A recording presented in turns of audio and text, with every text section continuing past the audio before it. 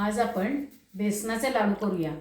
मस्तपैकी तूप घालायचं, ड्रायफ्रुट्स वगैरे आणि वेलची, जायफळची पावडर आणि पिठी साखर हे सगळं मी आता वेगळं साहित्य घेतले। हे डाळीचं पीठ आहे, साधारण ही वाटी 2 घेतलेल्या वाट्या हे पीठ घेतलेलं आहे। हे आपले काजू आहेत वर लावायला, तूप घेतलेलं आहे 2 पळ्या ह्या बारक्या आणि वेलदोडे जायफळची पावडर ही आहे। आता आपण करायला सुरुवात करू।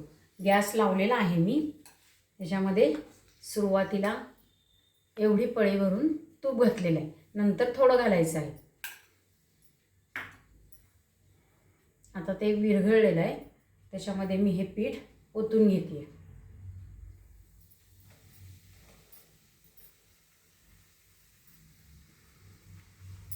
आता हे साधारण ब्राऊन कलरचं होईपर्यंत परतून घ्यायचं आहे। गॅस मंद आहे बरं का। आता हे पीठ खूप कोरडं झालेलं आहे आपलं, म्हणून आपण त्याच्यात परत तूप ओतायचं आहे। आता हे साधारण राहिलेलं अर्धी पळी जे आहे ते तूप मी ह्याच्यामध्ये घालून घेते।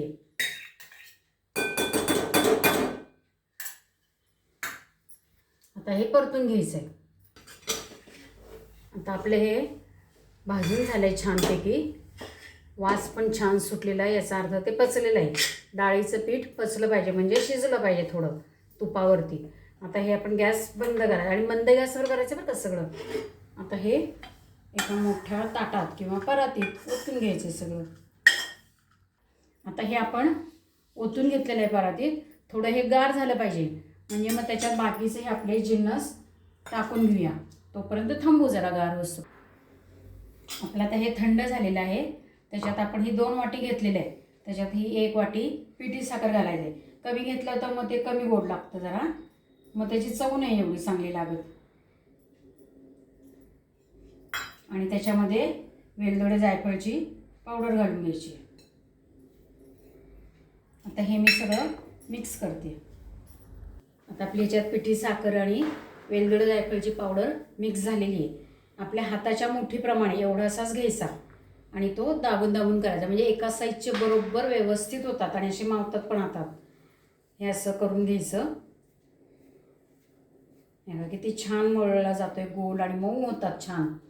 हे असं मऊ झालेलं आहे। आता त्याच्यावरती पिस्ता, काजू, मनुके जे तुम्हाला हवंय, चारोळे वगैरे ते लावा। आता असे मी लाडू सगळे करून घेतले।